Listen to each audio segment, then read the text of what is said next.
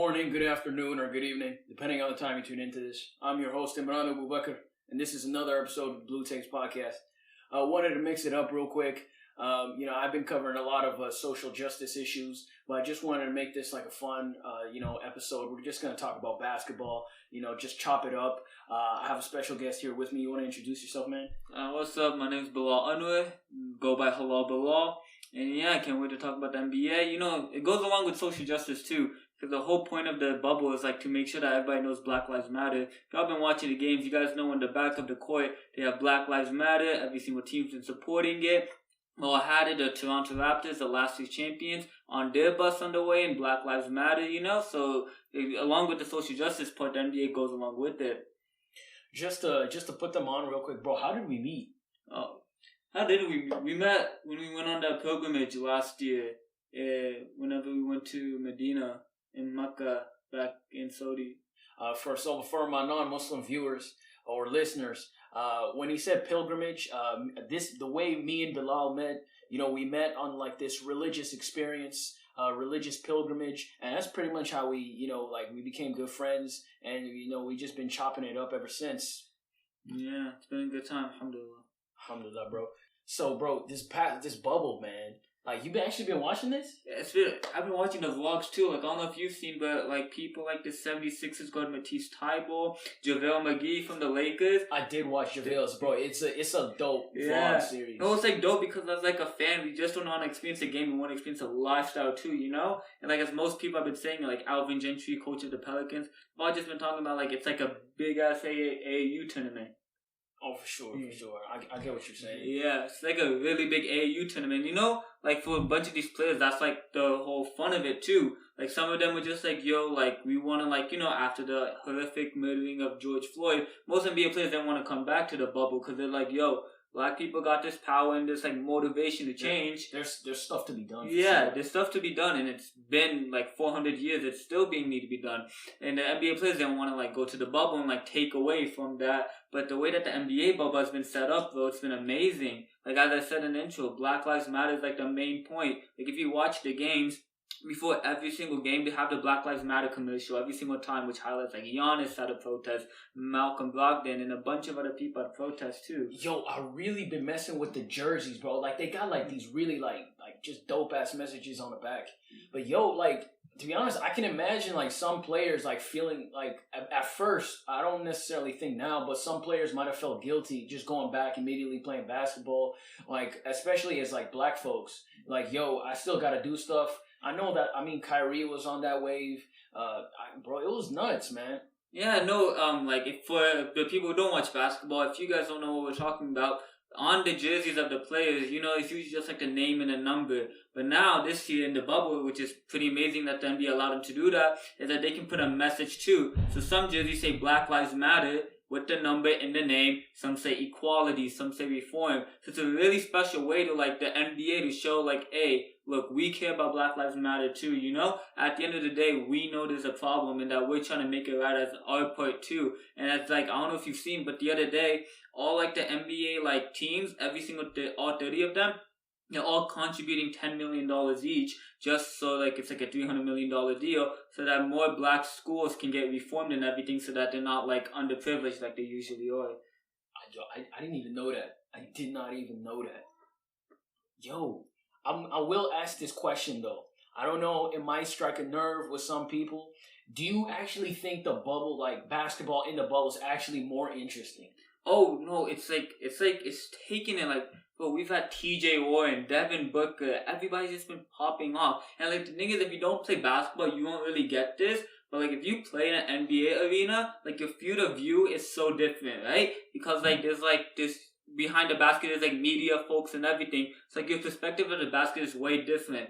If you look at Terrence Ross's Instagram and everything, like, he talks about this. He's just like, oh, the shooting's way better at the bubble. That's why we've seen, like, people like, again, Devin Booker, TJ Warren, who was, like, averaging, like, 7-8 points a game. Now in the bubble... Wait, say that one more time. TJ Warren, he was averaging, like, 7-8 points, like, in the regular season. In the bubble, he's averaging, like, 38, 39 now. Yo, it's insane because the reason I get what you're saying, like, it's like in the arena, like you're kind of just shooting like into like a void pretty much. Yeah. I've heard somebody say that before, and I think like, just in terms of averages, I think all players are shooting like statistically much, much better because it's like it's just like playing like it's a closed off space. So obvious, I think it's like basically just pick up pretty much, no pressure. But the thing is, I mean, because let's say you have home court advantage, you're supposed to have home court advantage, and that ties into this playoff thing. First seed versus the 8th seed, 2 seed versus the 7th seed. The advantage of being the first seed is that you have like home court advantage throughout the playoffs, like at every single round. The thing is that doesn't really matter anymore at this point. I don't know, man. I don't know how it's gonna turn out. I mean, like, at the end of the day, the playoffs are going to be interesting. Everybody wants that chip. No matter what happens, like, I've heard people say, like, oh, this year there's going to be an asterisk mark next to it and all that. We got to realize, bro, like, a chip is a chip. If you get the championship, that's something else. I know Giannis is still going for that first chip. Our hometown Houston Rockets, bro, James Harden and Westbrook, they're looking for the first chip. Dame Dollar too, bro. That man had 42 points last night. And at the time we're recording this, it's like August 14th, so it's like the day that the regular season is ending. So, and the thing crazy about Damian Lillard is that he locked in the play-in game. Have you heard of it? Yeah. Yeah, so like, if for all my NBA fans that don't know, usually like back in previous seasons, people would just like cut off at the 8th seed. Like, the 9th seed didn't even have a chance. But this year, they're having like a whole play-in tournament, which is like if the 9th seed is like 4 games or behind from the 8th seed, those two teams go against each other to fight for that 8th spot. I think it's Memphis and Portland that gotta fight for that. Yeah, so for the case, because Memphis is the 9th seed and Portland is the 8th seed, Portland has to win 1 game and Memphis gotta win 2.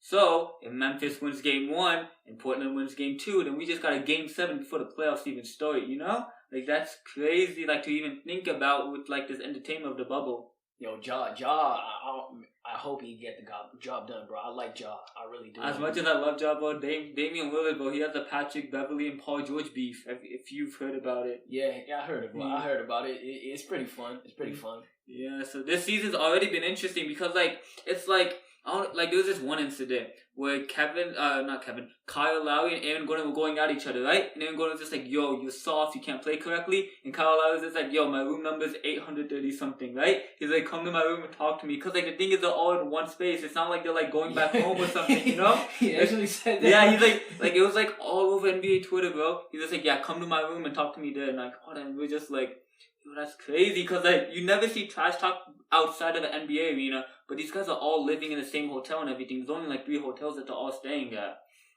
Really? Yes. Hey, bro, how'd you like grow up watching the NBA?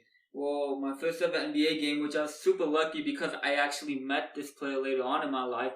It was just like when I was like, 8 or 9 years old. And it was the Rockets versus the Spurs. And it was when Tracy McGrady scored 13 points in 33 seconds, which is crazy. Yeah, it's iconic, bro. Because if you saw the game, we were down by like 7 or 8. Yeah. And then Tracy McGrady made the game winner. Which is crazy to me because like a few months ago, actually, like back in like September of 2019 when the world wasn't in chaos, you know, I was just working and I see Tracy McGrady just walk in the stack. Like, which is a place that I work at. He was in Sugar Land? Yeah, bro. He just came. And I was just like in awe. Like at first I was just like, there's no way this is Tracy McGrady because he had like sunglasses on so I couldn't even see.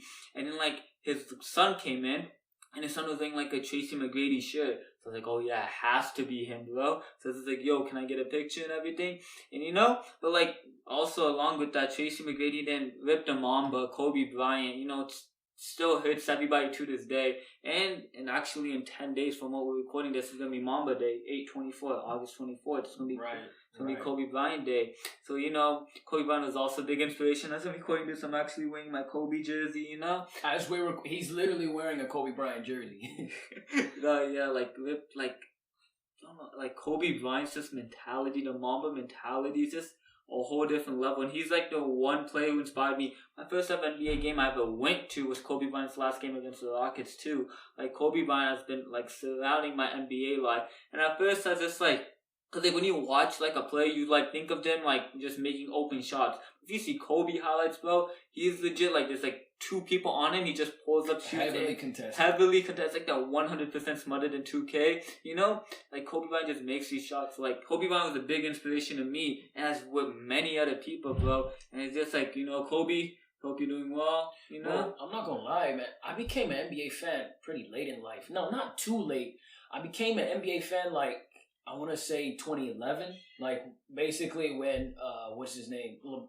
What's his name? When LeBron went to Miami, that's when I became an NBA fan. But like 11, 12 years old. Yeah, LeBron and the Miami Heat days was something different, bro. Yo, I really think he should have won at least three chips. I really He should have, but like the thing is, like 14 one, the Spurs just had that one. There was no way Tim Duncan and Manu Ginobili. They were pissed off the year before. Yeah, Ray Allen, bro, he just had to do that iconic, shit, man. bro. Yeah, but then the year 2011. When he was when it was his first year with the Miami Heat, bro, Dirk Nowitzki was just literally the German Jesus, bro. Bro, yeah. Man was just popping off. Him, Vince Carter. I think he played that series. He was sick too. Yeah, there was some rumors about him being sick and how he wasn't feeling well. No rumors. Like he had like fever symptoms. Oh yeah, for sure. But yeah, what's it called? But like Dirk Nowitzki, like he like if there's ever been an explanation of someone taking a chip away, it's Dirk taking away because Dirk Nowitzki himself, along with like an old Vince Carter,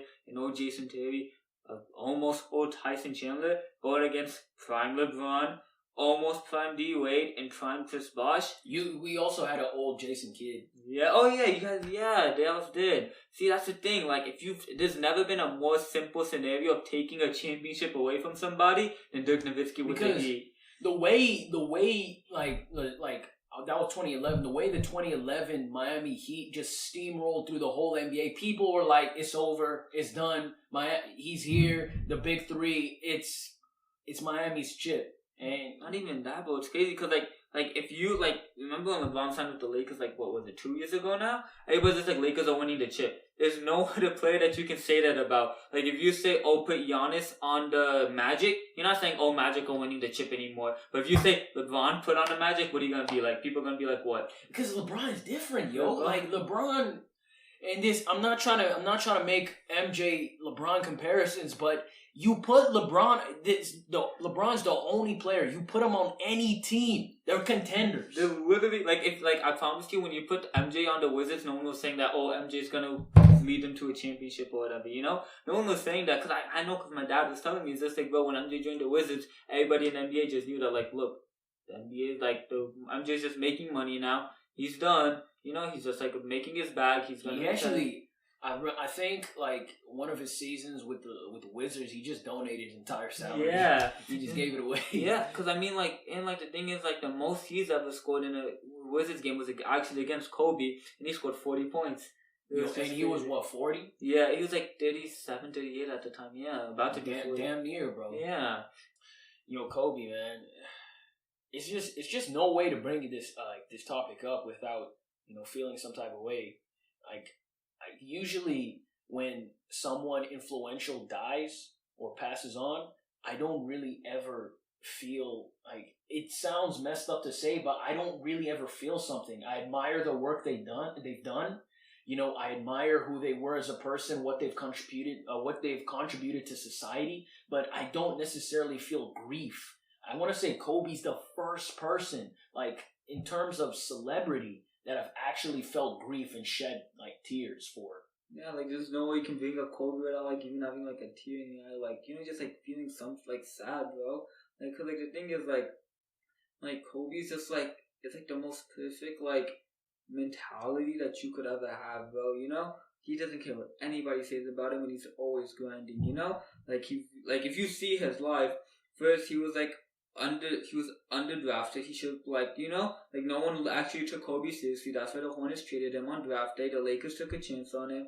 Kobe's first shot ever was an air ball, and it was a game winner. It was a game winner air ball for the game. He missed it, But the thing is about Kobe is he kept on coming back stronger. And I think that's the most perfect thing.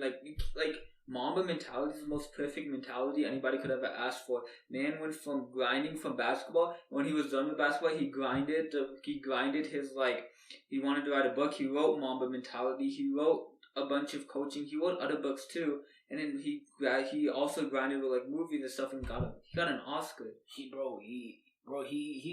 started to go big in media. He has his, I don't know if you know, he has a podcast. It's pretty dope. It's called The Punies, and it's just it's a really dope. I feel like he was just the type of person. Even at any stage of life, he just would have just. He was always hardworking, bro. That's like the most perfect thing. And the thing is, like, the sad thing is that there's this interview that he had once, like, he retired from the NBA, and the person was just like, "How are you getting used to it, right? Like, how is it like not being in the NBA anymore?" And Kobe Bryant was just like, "You know what? I feel like my life is like just starting because like I'm doing what I want to do. You know, he was just getting like his life set." Cause like the thing is like when you play basketball, bro, there's never like an ending. You know, you always just grinding. You always got to get better at basketball. You know, there's not like you get to a point where you don't even have to practice anymore. You know, like with basketball, you can just like grind. Now Kobe was at the stage of his life where like once he finished a project, he was done with it. He didn't have to keep on working on it. He didn't have to do it. Like once like the movie was made, the movie was made. Once the book was written, the book was written. You know, and he liked that pace. He's just like, you know, like it's always fun not like having to grind on the same thing every time anymore. You know, he can like move on to new things, try out new things. And he said that he was living out his life. And the thing with Kobe as well, like he was like he retired from like the NBA when he was like 40, and that means he was like 44 now. You know, like he just got done with the NBA. No, he was 41. He retired, I think, when he was like 37. 37, yeah, you're right, yeah. Vince Carter, I got confused with Vince Carter because Vince Carter just retired at the age of 40. But yeah, no, so like Kobe was just like getting used to like his new lifestyle and he was happy with it, you know. He got to spend time with his wife and kids actually, you know. Like Gianna was 14 when she passed away with him. He has a kid that's like 2 or 3 years old and the oldest one who's like 17 as well, you know. Like we're 20, you know, like it's crazy that like we get like, you know, like it's crazy that Kobe didn't even like see part of his kid's life. Like he's, you know, like there's never should be an instance where like a parent has to bury their kid, you know.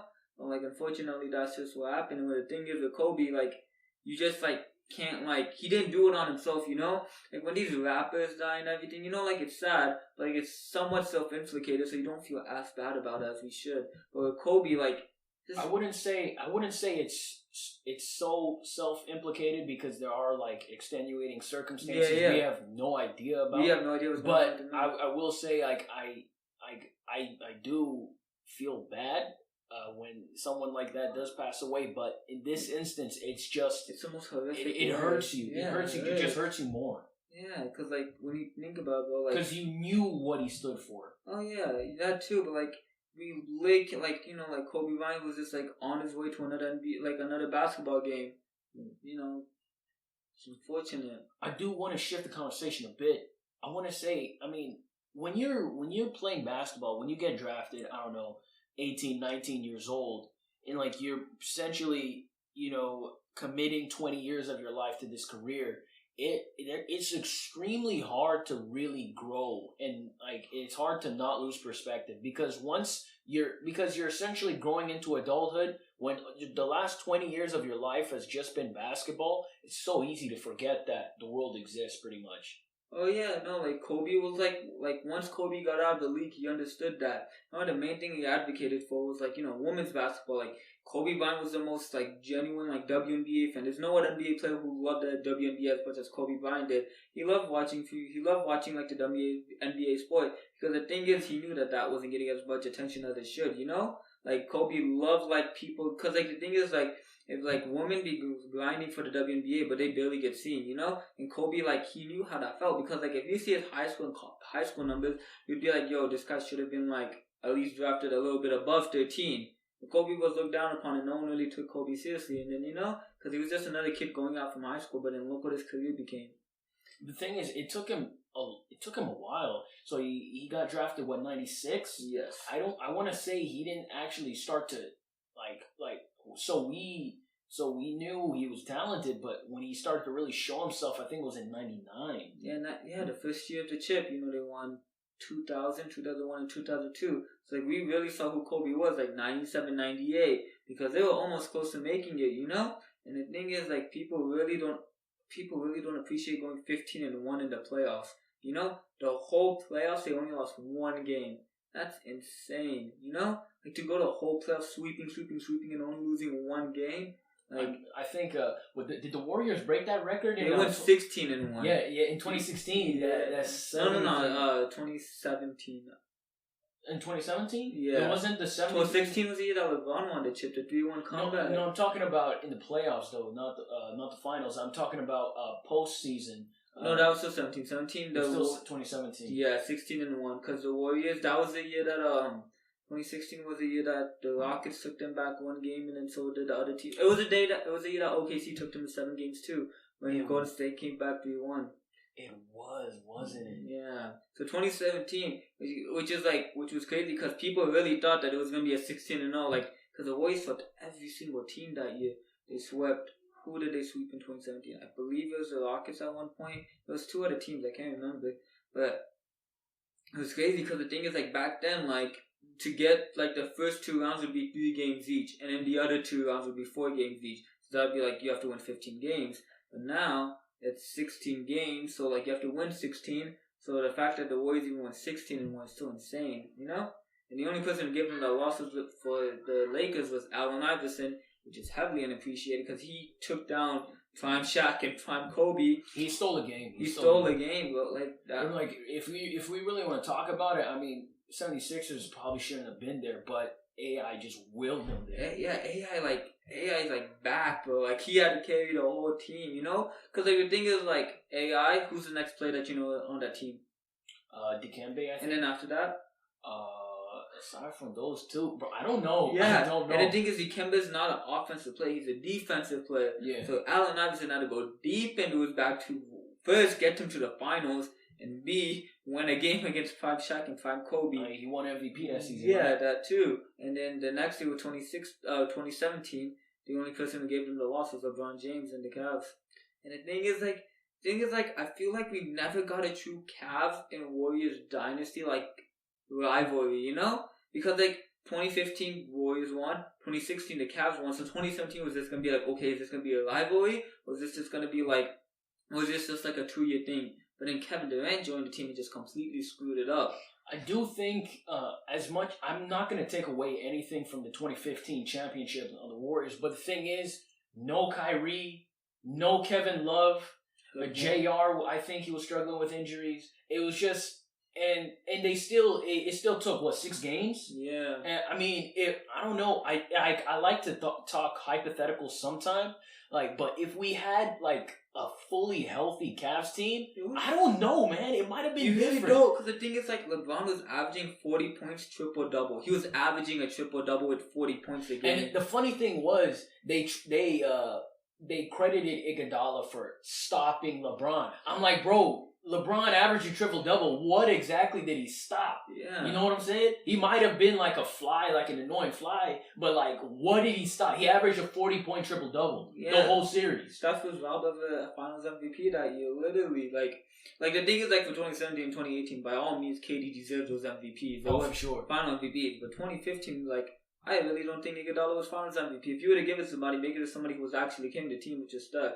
Because Steph was popping off in that final. It was literally like a Steph versus LeBron. Like, whoever was scoring the most points was literally winning the game. The shots he was hitting was just insane, bro. I'm not gonna lie. Yeah, and then also let's talk about this, bro. Steph Curry's his come up. Cause like, I don't know, you've been watching since 2011, and I've been watching since like 2008 and 9. Mm-hmm. Steph just popped out of nowhere in 2015. Like the year before, they lost by. I don't want to say nowhere. The thing is, 2013, it was like he started to make news. He started to make noise. Like, yo, because you have to remember, they were coined the Splash Brothers when Mark Jackson was there. Yeah. 2012, 2013, that's when they were known. Like, they were known to be dangerous. You know what I'm saying? And like, but 2013, 2014, like, people started to realize. But like you said, 2015 is just breakout season. Yeah, because like 2014, I still remember because I was like a big Clippers fan because I love Chris Paul and Blake Griffin. Like, if you saw the dynamic duo, it's something different. But I love watching them play. I wasn't really a fan, but I love watching them play. They were like taking out Golden State in like 5-6 games, you know? Yeah. Like, the Warriors always just win like 1 or 2 games in a playoff game. And Steph just turned it on. And out of nowhere, they became Steph's like a 3-time champion now? 3-time champion. It's crazy, bro. Like, the come up and everything. And speaking of finals, we gotta talk about the playoffs that's coming up too. Because the playoffs are starting up on Monday, you know, the 17th. Yeah. We gotta talk about that too now. Finals predictions. If I'm gonna be honest, man, my finals predictions, I would have to say Clippers Bucks. Clippers. Yeah. We from Houston, bro. You gotta put I Houston know. into contention. Thing is, Russ is injured, bro. Mm-hmm. And the thing is, since Russ was injured, like we struggled the last 2 games. We actually lost those 2. We don't realize how valuable Russ is to the team, and he's out for the entire first round. Yeah, I mean, it's unfortunate to see. But I think James Harden, because the thing is, James Harden, like, he's, like, been resting. If you see his numbers, bro, his minutes have been really low, you know? Because, like, obviously we need him. We've already have our playoff spot, you know? We just need to, like, contend for the playoffs. And the thing is going against OKC, which is A, Russ's former team, and B, CP3's former team. Because CP3 is going against the Rockets, bro, too. I love that matchup. I love that matchup. Yo. You really can't ask for a more perfect matchup, bro, because literally. Yo. Big question right here. Which do you prefer? Rockets with CP3 or Rockets with Westbrook? We gotta see what Rockets with Westbrook does, because the thing is with CP3, we've seen what he does. He could carry it. If he was healthy for Game 7 against Golden State, we would have been champions, you know? You think so? Yeah. And what was that, 2017? Yeah. No, 2018. 2018. Yeah. If he was healthy, you think we would have been We would have been in the finals. Yeah, we would have been in the finals and going against LeBron and all that. I think the Rockets genuinely had a chance because that was the year James Harden had MVP. James Harden was just on another level. Because like the thing is, we missed how many threes? We missed like 27 threes, and we only lost by 9 points. Bro, we were horrible in the last 2 games though. Like, I mean, it's on the past. Like I don't like reminiscing on the old, but the thing is, like we missed 27 threes and we only lost by 9 points in that game. That's true though. That's true. Like we actually had a chance. If you telling me that CP3 wasn't there, scored like at least 10 points in that game, we wouldn't have won the game and made the final. No, we would have won the game. Like he got injured and it and sucked. But think about it this way: we had a fully healthy team the next season, and we lost it. Yeah, The thing is, we couldn't make that excuse anymore. That excuse, it sounded good in 2018. We were healthy, like we had, in 2018, we didn't have MVP James Harden that year. MVP James Harden was a whole different level in 2018. Like as Rockets fans, we always love to say James Harden's deserves like an MVP every single year, right? He's always been a finalist. But 2018, there was no other competition. Like no one was, people always put LeBron James is always an MVP. He's always an MVP caliber player, bro. Right. 2018, he wasn't even in the conversation. It was way just James Harden. Because James Harden, the reason LeBron wasn't in the conversation because he was injured. Mm-hmm, that's the only reason. That too. But the thing is, James Harden took the Rockets to the first seed. We were over Golden State. We won more games than the Golden State Warriors that year too. Which is crazy because Golden State's been in the top. They've always been the number 1 seed for the past 3-4 years. That's and true. Then James Harden goes deep into his bag, scores a bunch of points, wins a bunch of games, and we won 65 games that season. I'll be real though. I'll play devil's advocate. The season Giannis won the MVP, I think it was 2019, right? Mm-hmm. Thing is, 2018 Harden, 2019 Harden. It's not that different. It's not. So I don't know why they voters fatigue. It's really just voters. No, I'm not talking about the MVP. I'm talking. You said reason we didn't win in 2018. CP3 got injured. Thing is, 2019, CP3's healthy. Everybody's healthy. Harden is still playing MVP caliber basketball, but we still lost. The thing is, we also had all the momentum from because the thing is our first seed momentum, and then the next year, 2019, I believe we were the 4th or 5th seed, or maybe even 2nd or 3rd. I forgot. I think I don't. Maybe we were. I don't remember what we were. I believe we were 2nd or 3rd at that time, bro. That's a whole different momentum, Because there's a difference between a first seed going into a matchup with a 2nd seed, and a 2nd seed going to a matchup with a 1st seed.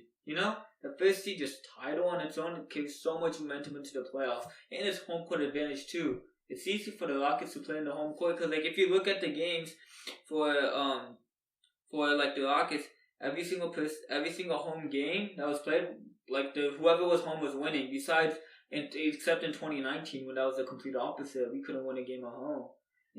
Speaking of home court advantage, bro, honestly, with this bubble thing, they're trying to make it they try to simulate the home court, as much as possible to the original court as best as they can. But there's really no real home court advantage. Whoever is good, whoever's not is gonna get exposed. It's really just who's just better. Which is why it's more interesting because you literally see how good the players are, because like people really don't take into account of how much like playing in front of 20,000 fans is. It's like a absurd like amount of pressure, and everything. Like this year's gonna fans saying all kinds of crap to you. Oh yeah, no, that too, and like whenever you miss a shot, people cheer. It puts you down. Like we can't like say that it doesn't. So this year's actually gonna prove to us like how like good players are. Like who's the best like basketball player in general without like any distraction, without anything coming in the way. That's why it's gonna be interesting too. The thing is, it's gonna help, but when things return back to normal, it's gonna be back to the same thing. Whoever can just perform under pressure, that's what separates the LeBrons, the Kobe's, the MJ's. Like 20,000 people doesn't matter. Doesn't matter to them. Yeah. I'm gonna do me. As even if the gym was empty, gym's 20,000 people. I'm gonna do me. Yeah. But going back to the question, for my playoffs and for my finals matchup, I see the Bucks. But from the West, I don't know who I see. Because the thing is, it's too stacked, bro. It really is. Like the fact that obviously we have the Lake Show, which is obviously a contender. We have the Clippers, and then I don't see any other contender besides the Rockets. Those are the three teams I see. Because if you look at it, bro, whenever James Harden and Russell Westbrook play together, they haven't lost a game yet. That's true. Besides the Portland Trailblazer game, that was against Damian Lillard, and Damian Lillard's just a whole different beat in the playoffs, I mean, the bubble, So, this year, I really don't know who I see. I guess I'm really going to have to see, because I know the Lakers are probably going to go against either the Blazers or the Grizzlies, whoever wins that matchup. And we have the Clippers against the Mavericks, which is also going to be a hard contention because of Luka and Kristaps Porzingis, because Luka Doncic's been on fire too in the bubble. Like, every single team's just been beating the Bucks. Whenever it comes to the Bucks, bro. Bro, the Bucks been kind of mediocre, bro. Yeah, like, I don't know why. Because, like, I don't know if you heard, but, the night that the Rockets and Bucks played, the Rockets won that game, right? They won that game. The next day, Garrett Temple, a player of the Nets, he said when the Nets beat the Bucks, he's just like, someone was just like, hey, how's it feel to win against the Bucks? Garrett Temple, the shooting guard of the Nets, he was just like, oh, we just talked to some players on the Rockets and they told us what to do and we won, Like, we had the cheat code and everything. Like, the Bucks are like, if you look at the Bucks offense, bro, you stop Giannis, you stop the Bucks. Unless Chris Middleton just goes off for 50 or something. But other than that, bro, like, because the thing is, like, people just adapting to the way Giannis plays. And which is, like, why I also don't know if I see the Bucks in the playoffs. Because the thing is, if, like, they want to... You see them in the playoffs or the finals? The finals. They're in the playoffs. Oh, they are in the playoffs. I mean the finals, I'm sorry. Right? Because the thing is, they're going against the Nets in the first round. And if you look at the whole season, bro, the Nets in the bubble have beaten the Bucks. It's one game only. But, like, that's something in the consideration. I'm not gonna lie, man. It's like, Nets don't have Kyrie. I mean, they don't have KD. I mean, he's injured. They have, like, Karis LeVert. They have Garrett Temple. They have Joe Harris. I don't know. I don't think that's beating Giannis. Chris Middleton. It's not beating those people. It's just not. Is Eric Bledsoe playing? Yeah, he is. On the Bucks, he's been injured a bit. Yeah, but he's been back too and everything, so it's gonna be exciting to see that. In that case, yeah, I think the Bucks. No, the Bucks are for sure gonna take it, but I feel like the Nets are gonna give them a run for their money. At least, like maybe take it to game 6, game 5 or 6. They're gonna give them trouble for sure. Yeah, they're gonna give them trouble. And the thing is, that what's crazy about the Nets is that they're doing all this without Kyrie, KD, DeAndre Jordan, and all that. Like 3 out of the 5 starters aren't even playing right now.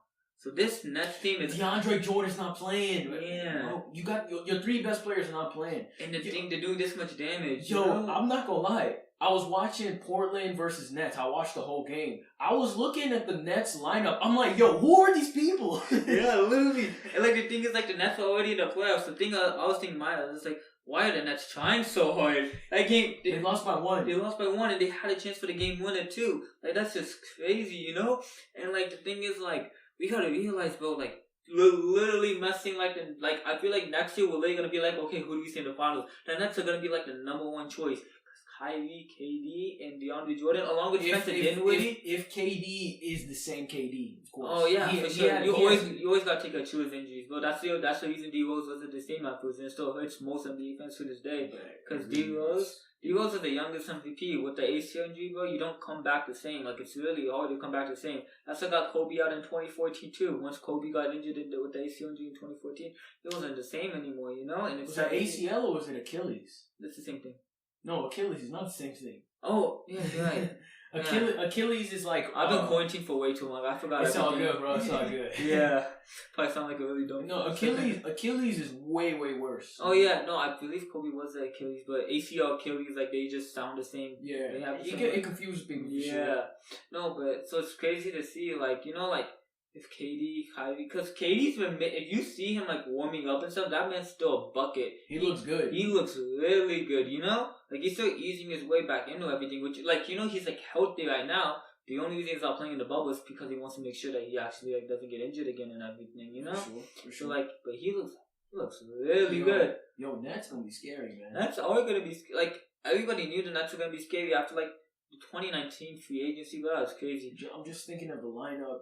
I'm like, hypothetical lineup. You got Kyrie, you got Joe, you got Karras, you got KD, and DeAndre Jordan. And you got Spencer Dinwiddie coming off the bench, too. That man's a bucket, too, yeah. Oh, my God, that lineup is stacked, bro. Yeah. It's gonna be fun to see. Like, I like all these new teams are developing. Like, you know, like the Suns are gonna be a different team now whenever they come back. I really wanted the Suns to get in the playoffs, man. Like, they did something no team did. 8-0. And the thing is, they went against hard teams. You know, what's his name?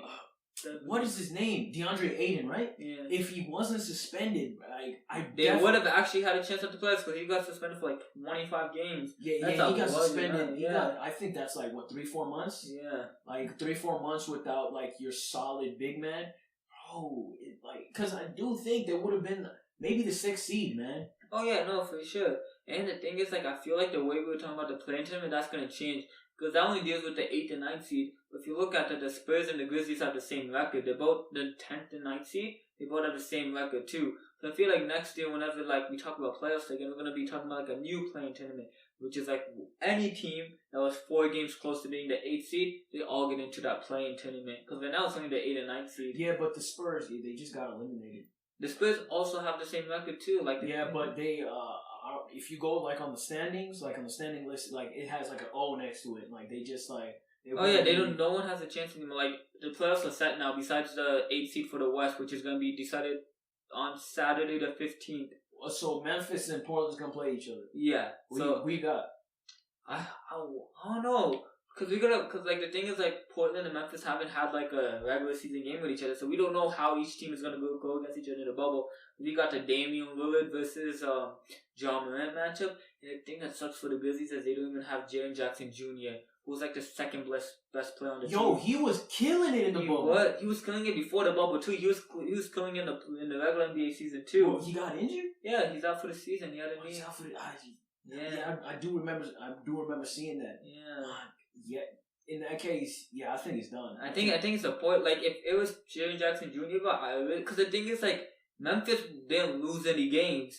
The Portland just won more games. That's literally the only thing that happened. No, Memphis was doing pretty poorly. Like I think they lost. They won only like 3 out of 8 or something like that. They didn't do. They were solid in like before. But because then Jaren Jackson Jr. got injured, and then Jaren Jackson Jr. got injured, and they like pretty much lost. And it's crazy because who else beat the Bucks? The Grizzlies in the last game. That's also crazy because like the thing is like John Morant was carrying that team, bro.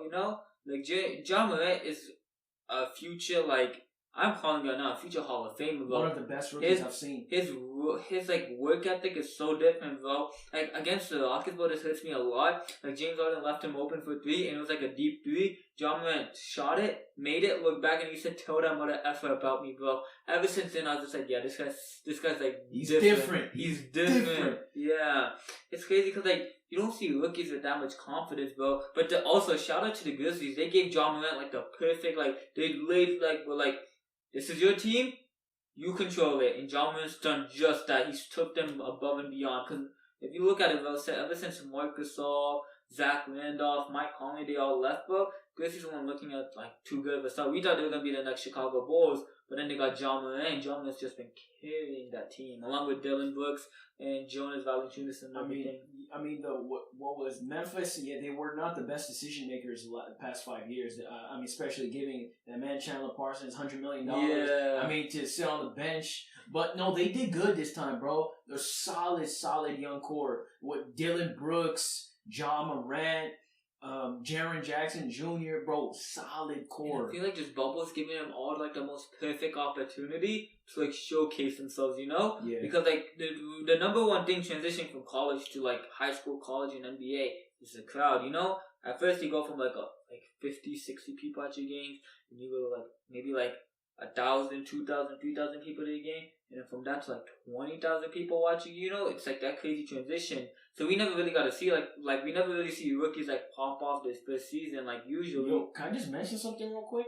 So you know how Portland and Memphis are gonna be playing each other, Dame versus Ja. Bro, I don't know if you realize Dame and Ja basically have the same story. Overlooked in high school, went to a small D1 school, duked it out for 2 or 3 years, and then went to the league and just started destroying. Like, they're basically the same story. Like, yeah, it's insane. The thing is, like, the one thing, like, you hate, like, the one thing that's scary about a player is when they have motivation to play. So, like, the thing is, like, yeah, like, if, like, for example, KD, right? There's this KD video I was watching which, like, motivated me so much.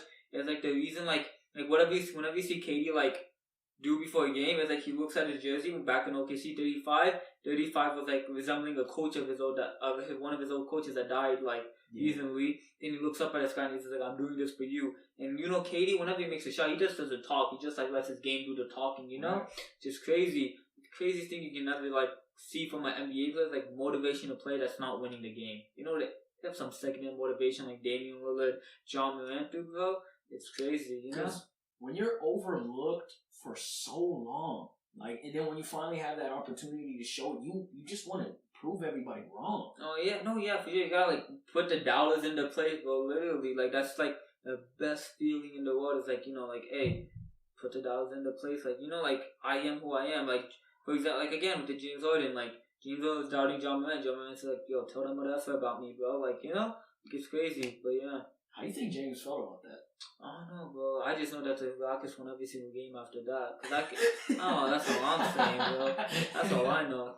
That's funny, bro. That's hilarious, man. Yeah, but yeah, I feel like can't wait to see what the play-in has. You know, like I feel like this NBA season is gonna be like remembered. It's not gonna be remembered because of the COVID-19. It's also gonna be remembered because like I feel like this bubble is gonna like make so many more changes like now in the future. Like I feel like next NBA games we're gonna see like you know, like if you see like we're gonna see Black Lives Matter on the court, you know, because like the bubble proved to the NBA like, yo, we need to also look into social justice and everything, you know. It's not just about sports. Yeah, because if you see it, like I remember back when like Donald Sterling incident happened, like people, like the players are just like, yo, we want to kneel against Donald Sterling, and NBA is just like, no, we can't do that. You guys can't do that. But now in the bubble, if you see, they're kneeling, like, you know, people like NBA basketball players are all kneeling and everything. So now I can't wait to see what the next season has with social justice combined with it, because I feel like we're going to see a lot of more things coming from NBA teams, which is hopefully going to be a start for more like NBA, like for more sport leagues, more change throughout. Yeah, I think the general fear was just to like not piss off investors, because they had like a lot of, you know, old white traditional mindset people. Yeah. So, but now I'm guessing they don't care anymore. Like, we don't care, you know, who's supplying the money. If there's something we need to speak about, we're going to speak about it. Yeah, like, that's the best thing you can ask for. Because, like, you know, at the end of the day, people get mad at NBA players, like, yo, you should be doing this, this, and that. At the end of the day, you got to be like, they're employees of a company, you know? Their jobs are at stake. Like, this is their money. Like, the same reason, like, you know, you go to your 9 to 5 and you don't, like, do anything stupid or, like, out of the ordinary, even if it is for an activist point of view, is because, you know, that's like your income, you know, that's like your money. Same with these NBA players, you know? But now it's crazy because, like, the thing is, like, all these, like, NBA people, like, going against, like, you know, like, actual people, like, actual, like, politicians and stuff. Like, for example, Mark Cuban was talking about how, like, he's gonna, like, say Black Lives Matter with Dallas and everything. And then Ted Cruz tweeted at him and he's just like, yo, nah, like, you know, like, oh, we lost another guy. I'm not watching the Mavericks anymore. And Mark Cuban's just like, That you don't have to watch us play. You're chilling. You don't have to do that. At the end of the day, Black Lives Matter. And then also recently, LeBron and Trump had an incident where Trump's just like, "Oh, the NBA is so bad. I'm not watching it. They just lost a viewer." And LeBron quotes the tweet, and he's just like, "Okay, bet we lost one viewer. We're still like gonna like do our social justice part. We're not backing down because of you anymore." And it's like, because at the end of the day, like the only thing that's stopping the NBA from like giving social justice, like advocating for social justice and everything, was the NBA itself. It's not like the NBA was gonna get shut down if they did it, and they hope, and thankfully this bubble has proven that. I mean, yeah, bro. I mean, the social justice, it's extremely important. I don't know if you know about that China situation. Remember what happened with LeBron and Tim? It was actually Daryl Morey, yeah, or GM. I mean, that was what 6-7 months ago. It's still happening. Like if you go to China, you can't watch any Rockets games. Like they just blacked out, right? Yeah, like it's blacked out. Like they're not even selling the Rockets much anymore at the NBA stores over there and everything. So I mean, it just shows that the change, it needs to be global, because there's still stuff. I mean, in my opinion, I don't think Daryl Morey said anything crazy. I think he literally just mentioned that people are being mistreated in China, and that's pretty much it. But like, people got on him about that. China's a huge investor, this and that.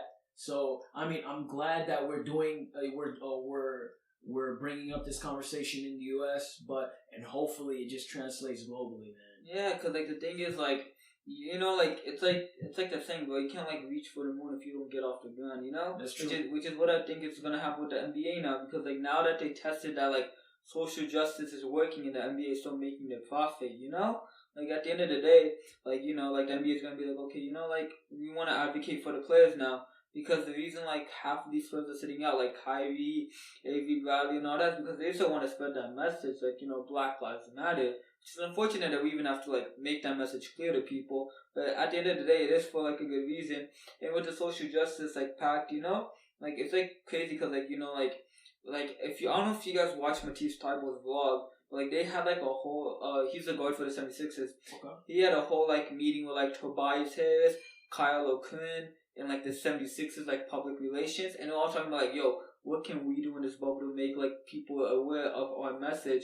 And like, they're bringing up really good points, because at the end of the day, like as much as we want to think that the NBA is like a black person's league, there's still like a few like white people, European players, right? So like when the when NBA stands for social justice, NBA players need to make sure that every single NBA player is down for that. Like, it's not like they're not down for like Black Lives Matter. It's just like they're comfortable not speaking upon it, Because at the end of the day, if a black guy says something, a white guy's gonna get asked about it, Right. Like, like that's what we have to. They're always gonna ask their opinion. Yeah, because at the end of the day, like in America, white people are treated very different, grow up very different than black people do. So the media wants to see like, yo, what's a white person gonna say about it, Like, it's not like we're calling out white people or anything. It's just a natural like fact and everything, And like the thing is, like, if you watch that vlog, which is very inspirational, like they go through like how like they want to like educate, Like if you look at it, the whole like slogan is gonna be like educate yourself, and then right, cause like Kyle O'Quinn was bringing it up. It's like with Nike, they don't say just do it because we have like the best technology of sneakers and all that. They just say just do it, and they put the rest on us. Like when we say educate yourself, it's not like the person's gonna think like educate myself on what, and that's what gets people talking. That's what gets people like, oh, what should I educate myself on? What am I missing out on? Because at the end of the day, like, you're always going to be a student. You never know everything, There's always something to learn, like different perspectives and everything, which is why, like, I feel like we haven't seen that big of like a change from the NBA yet, besides the Black Lives Matter on the court. Just because like waiting for that like point where like everybody's comfortable talking about it. Because at the end of the day, bro, like, I was like, I'm brown, you're black. I can't like say like how it is living as a black person. I can't say like I can't defend Black Lives Matter from my own perspective. I gotta look through you. I gotta look through other people, and I gotta do my own research about it. Because at the end of the day, if you tell me, oh, say Black Lives Matter, I'm not gonna really know why. Like, why don't y'all matter already? It's like things like that. That's a good question. Yeah, like so like it's like things we have to look at for there. But like again, with I feel like we're repeating ourselves. Like, again, like, with social justice, like, I feel like the NBA is making a good improvement on it. Hopefully, we can see it from the NFL, the MLB, and everything. The NFL has more work to do, man. Yeah, the NFL.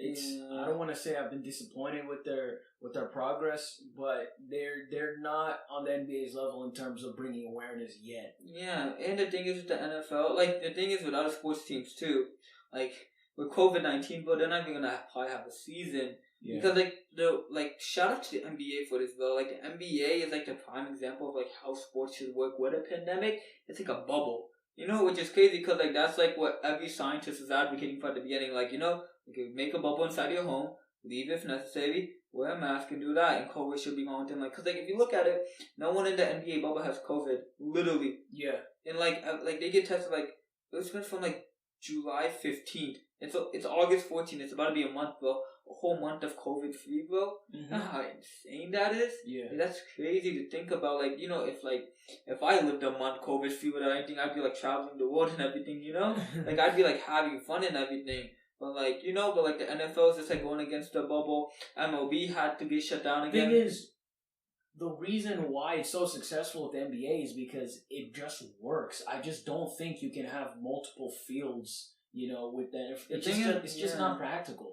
Oh yeah, the thing is like obviously there's a bunch of challenges, differences between the NBA and the NFL. Same with the MLB too. Like you just can't do it. See, like the thing is like people are proposing, like we're gonna go a little bit off topic with like sports and everything in general now. People are suggesting is have 3 bubbles and then have a winner from each bubble, or 4 bubbles in this case. Have 4 bubbles, right? So like each like a group of teams go here, a group like by divisions basically. Okay, yeah. Okay. They have their own. So then the winners of the 4 bubbles go against each other with their own bubble at that. Mm-hmm. So like they travel from one bubble to another bubble, everything safe and everything, and it's like I feel like that would be a fire idea too. But the thing is like at the end of the day, NBA players have like 50 people total, like for one whole team, like coaches, assistant coaches, players, trainers, and all that. It's 50 players. Each NFL team was like 300-400 teams have 50 players on their own. Just the roster. Yeah. Then you have defensive staff, offensive staff, trainers, everybody. But I mean, like the NBA has been showing really well. Hopefully, we get more sports in the future because once the NBA season's over, bro, I don't know what I'm gonna do after that because we're still. With the way it looks now, we're still going to be quarantined by then too, and hopefully we're not. And for all my viewers out there and like all the people listening, bro, please wear a mask, like as much as like you miss going out, as much as you miss like hanging out with friends, going to school, whatever it may be, we miss it too. Yeah. At the end of the day, bro, if we're not doing our part, it's been weeks since I've seen this, man. This is technically our hangout, pretty much. Yeah, like the fact that like the only time we can hang out is like if it's like a necessity for like a podcast or something, and we can just like I can just be like, yo, let's go out to eat, so like just like wear a mask, if you have any social justices, like just like be active, just don't be inactive. Like, and by active, it doesn't mean like you're going out holding posters, doing this and that. Like, if you just, like, go on your Instagram, Snapchat, Twitter, whatever, and just write out Black Lives Matter, or, like, we need a reform, or, like, talk about the system, whatever it may be, just do it, right? Because at the end of the day, like, if one person thinks, like, oh, my voice doesn't matter, that's at least, like, a billion people who are thinking that, too, like, my voice doesn't matter, right? Every single person thinks the same thing. And if one person does it, and then the second guy's like, oh, maybe my voice doesn't matter, they start doing it, then you just start this trend, So, like, just, be active, talk about it. And again, with the NBA season coming up and the playoffs coming up, it's going to be an exciting time. And maybe after all this ends, we can just do, like, a whole NBA season recap and just talk about that, too. Bro, that was some good points, man. Bro, man, just to reiterate before we close off, man, I'm just basically going to just repeat what you said, man. Be aware, wear a mask. This will get over. We will get through this.